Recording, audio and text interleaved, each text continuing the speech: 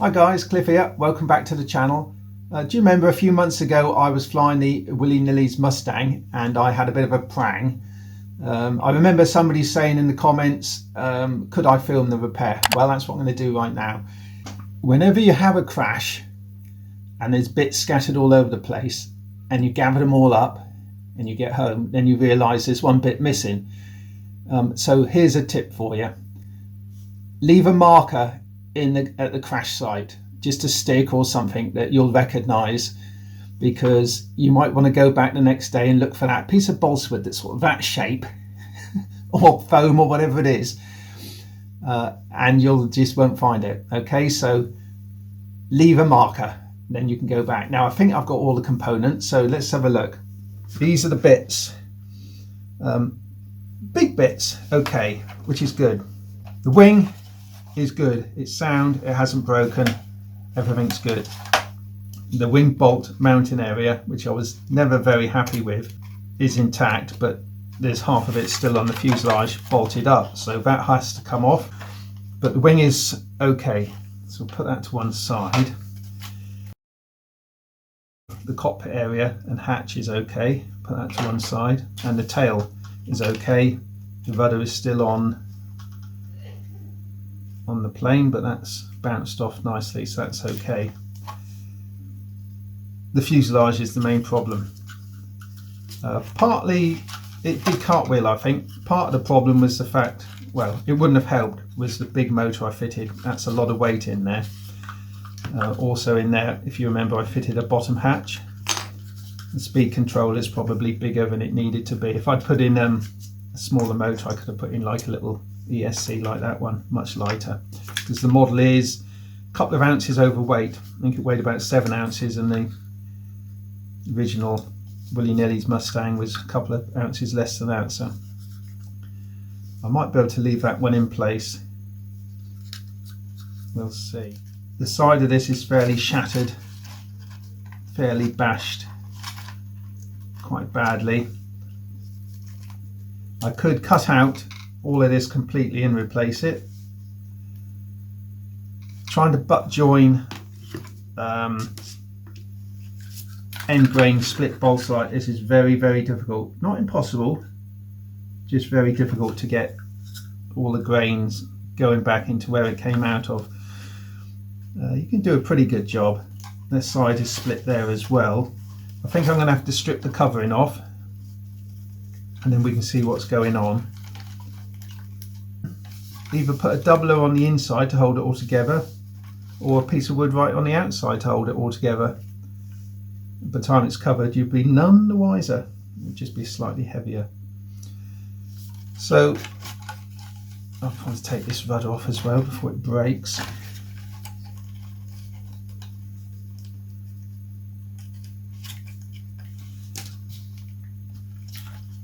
So there we are, the back end looks good, the front end's good, it's just literally on the join.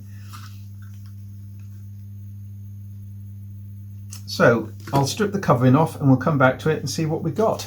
I'm thinking I might have a go at sort of laying this down and gluing it in, and then, like I say, putting something on the outside. But all these little bits are held together rather nicely at the moment with the film, so I'm thinking if I glue these together, then when it's all in one piece, and I can remove the film. Just draw that there, put that on there, get it as flat as I can.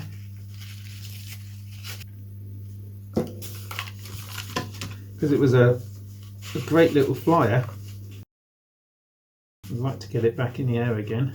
Let's get some white glue going and see how far we can press it in.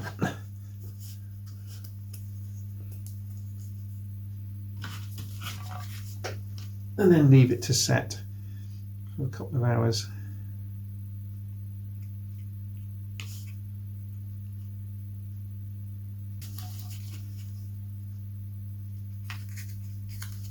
So what I'm going to press it in. Shame I lost that piece there. Might have to bodge something in there somehow. As you can see, I put all glue around it for a piece of wood that isn't there. I'll just go and look in the drawer, make sure I haven't got it. Guess what I found? Right, the problem is getting it in there now after the event. It might go in from the inside. It's a horrible bodgy mess, guys. Right, we'll leave it like that and we'll come back to it in a couple of hours. I've got to go out now and we'll see how well it's stuck. It's going to look ugly and horrible, but this is early days. Next job will be to strip off the film this side a bit and just sort of offer this up.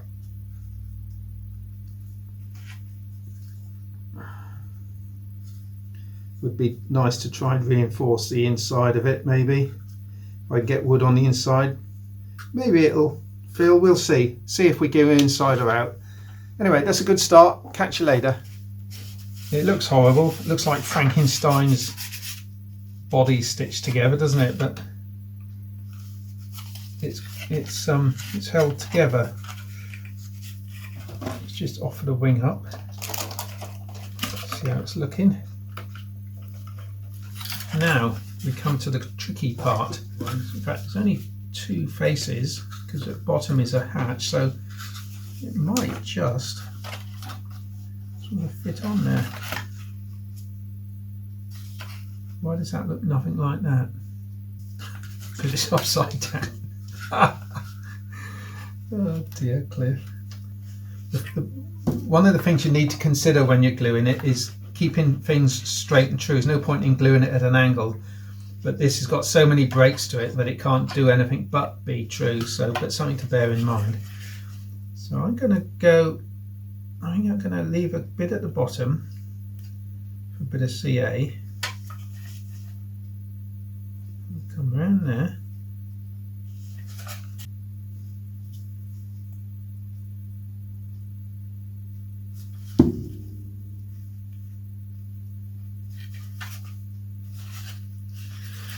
Right, let's have a go, shall we? Where's that way round? Those cables in and push that in there.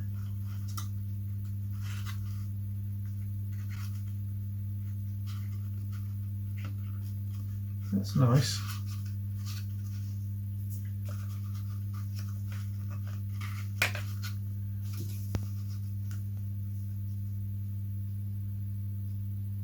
Get some CA on there then.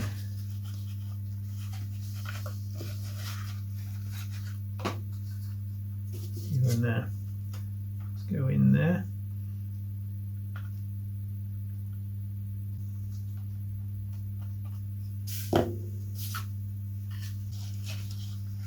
That's pretty good. So what I'm going to do now is just put couple of bits of masking tape on, I think, just to try and sort of hold it a bit, and we'll let that set and then we'll come back to it and see what we've got. Alright, welcome back. It's dry, it's stuck. I've got a solution that I'm going to use. I've sanded it, get the high points off, but obviously it's very, very weak and very soft. So what I'm going to do is put a doubler on the outside, and I thought I may as well use plywood. It's heavy, it's overweight as it is, but it's so badly smashed. I'll cut out some, what's this, 1/2 mil ply, possibly 1/2 mil. I'm going to stick that on there like that.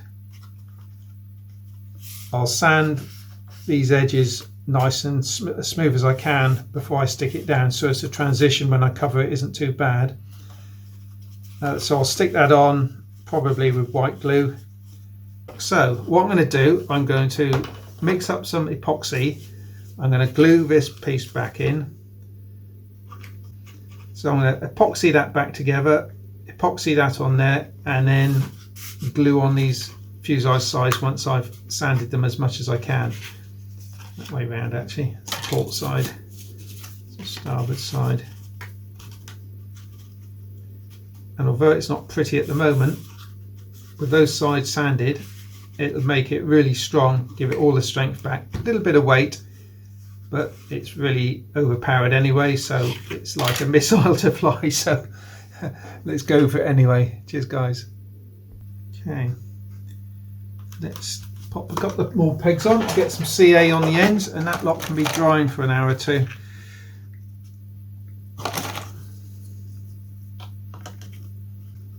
Let's get a drop of CA around the edges.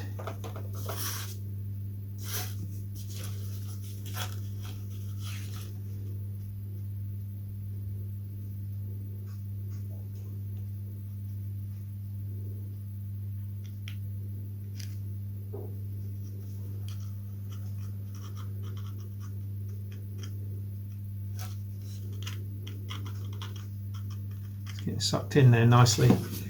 Right, all I've got to do now is to squeeze it down without gluing my fingers to everything. Oh, there goes one. Ouch.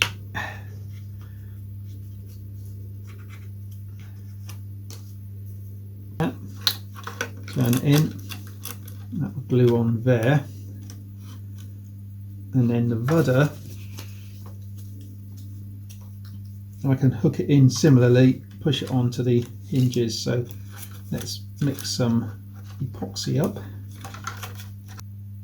While the epoxy is drying, I can finish this off. What I need is, I just want to make sure everything fits before I take it apart.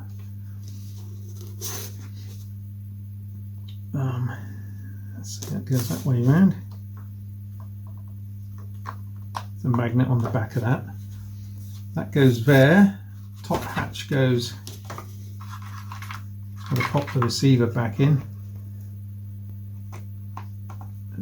Battery is a magnet at the back there, just behind there, and there it is. Really, she's back together. Quite pleased with the way it's gone in. It's nice and square again, which is what you're looking for. So I'm going to glue the rudder on and find some white film, and then we'll just cover up the side of this fuselage. So I'll be back in a moment, guys. Right, back at it, chaps. We've got a bit of white.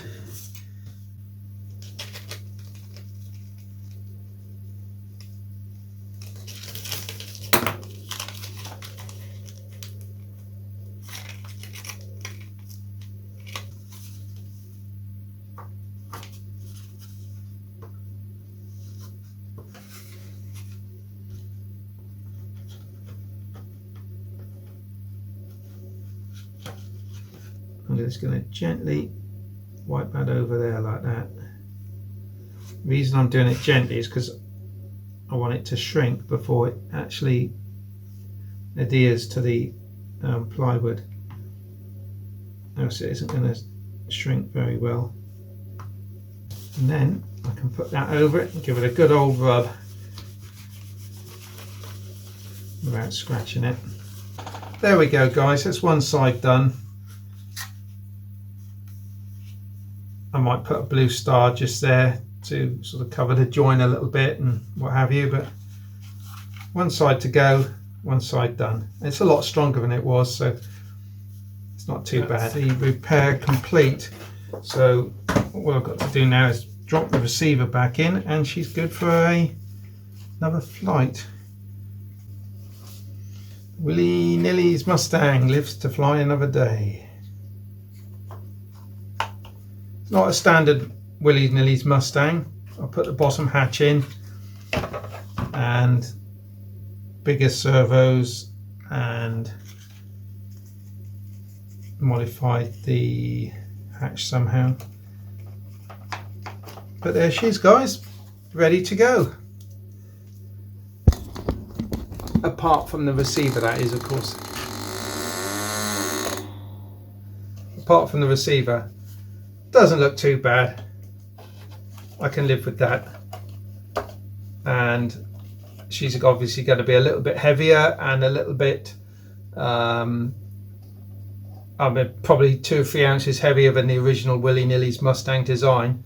So she's going to fly a lot faster, but she does handle the extra weight really well. So there we are, all ready, all repaired, looking nice and shiny again. So thanks for watching. Give the video a little thumbs up if this has helped you at all in your rebuilding, and I'll tell you what I'll do, I'll put a link to the crash video, I suppose you could call it.